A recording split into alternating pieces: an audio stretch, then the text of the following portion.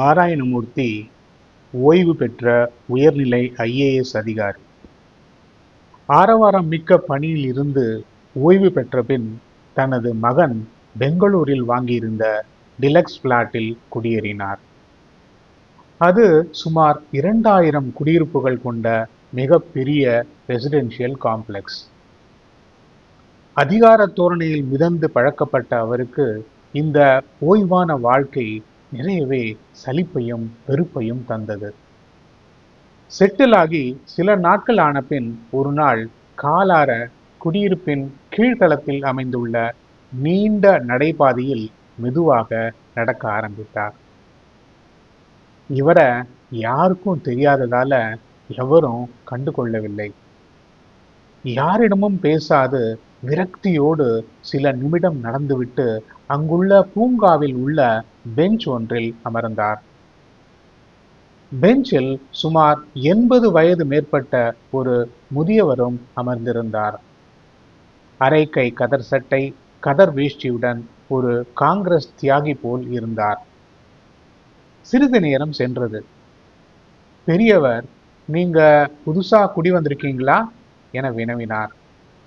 அவ்வளவுதான். மடை திறந்த வெள்ளம் போல நாராயணமூர்த்தி தனது சுய புராணத்தை சொல்ல ஆரம்பித்து விட்டார். தான் தனது 25வது வயதில் ஐஏஎஸ் தேர்வில் சிறப்பாக தேறியது. 35 ஆண்டு காலம் ஐஏஎஸ் அதிகாரியாக பல அரசு துறைகளில் பணியாற்றியது. தான் பெற்ற விருதுகள் மற்றும் சாதனைகள் சிறப்பு செயலராக ஓய்வு பெற்றது. தனது மகன் மகள் இருவரும் ஐஐடியில் படித்து பின் அமெரிக்காவில் செட்டில் ஆனது. அவரது 4 பேர குழந்தைகள் என ஒன்று விடாமல் சுமார் அரை மணி நேரம் தனது பெருமைகளை சற்று கர்வத்தோடு விரிவாக கூறி போரடித்து விட்டார். பெரியவர் அமைதி காத்தார்.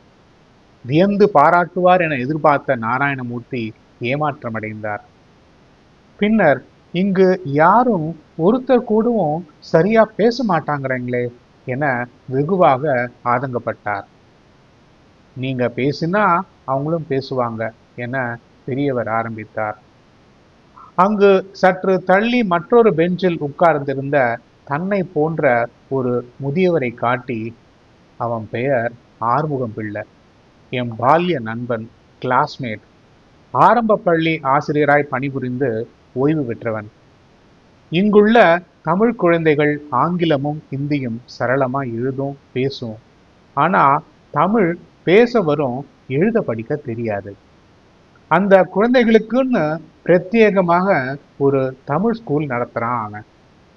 இங்கு அவனை எல்லாருமே தமிழ் தாத்தான்னு தான் கூப்பிடுவாங்க. அவனை இங்கு தெரியாத ஆளே கிடையாதுன்னு தூரத்தில் இருந்தபடியே அறிமுகம் செய்தார். அதோ சிவப்பா உயரமா இருக்கிறவர் தான் வாசுதேவன் நாயர் என இன்னொருவரை அடையாளம் காட்டினார். அவர் ISRO விஞ்ஞானியாய் பணியாற்றி ஓய்வு பெற்றவர் என்றார். அடுத்து ஒருவரை காட்டி, அவர்தான் Sreedhara Menon, south central railway general மேனேஜராக பணியாற்றி ஓய்வு பெற்றவர் என அறிமுகம் செய்தார். அடுத்து ஆஜானுபாவனாய் இருந்த சர்தாஜியை காட்டி, அவர்தான் உத்தம் சிங், இந்திய இராணுவத்தில் மேஜர் ஜெனரலாக பணியாற்றி ஓய்வு பெற்றவர், பரம்வீர் சக்ரா விருது பெற்றவர் என அறிமுகம் செய்தார். கடைசியாக காக்கி பேண்ட் நீல ஷர்ட் போட்டிருந்த ஒருவரை காட்டி, அவர்தான் கலியமூர்த்தி, பெல்லில் போர்மனாய் இருந்து ஓய்வு பெற்றவர். இந்த குடியிருப்பின் முதுகெலும்பே அவர்தான்.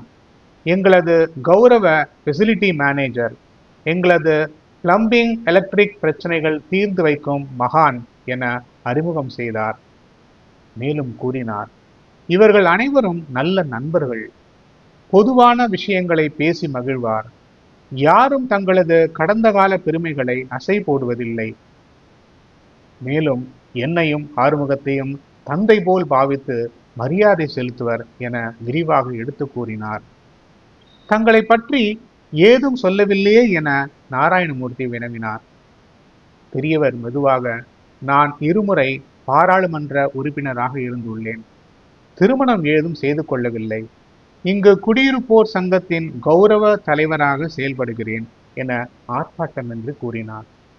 ஆடிப்போனார் நாராயணமூர்த்தி. பெரியவர் மேலும் அறிவுரையாக சில விஷயங்களை கூறினார். ஓய்வு பெற்ற நிலையில் உள்ள நாம் அனைவரும் ஃபியூஸ்டு பல்ப் மாதிரிதான். பல்புகளில் 0 வாட் பல்பு விடிவிளக்காய் பயன் தரும். 40 வாட் பல்பு குறைவான வெளிச்சம் தேவைப்படும் பகுதிகளில் பயன்படுத்தப்படும். டியூப் லைட் பரவலான வெளிச்சத்தை தரும். ஹெட்லாம்ப் காரில் பயன்படும். ஹலஜன் லேம்ப் உயர்நிலைகளில் பயன்படும். ஆனால் வெளிச்சம் தரும். பயன்பாடுகள் தான் வெவ்வேறு. ஆனால் ஃபியூஸான நிலையில் அவை மாற்றப்படும்.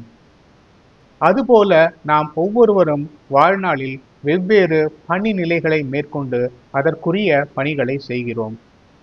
ஓய்வு என்பது ஃபியூஸ்டு பல்ப் நிலை. இதை உணர வேண்டும்.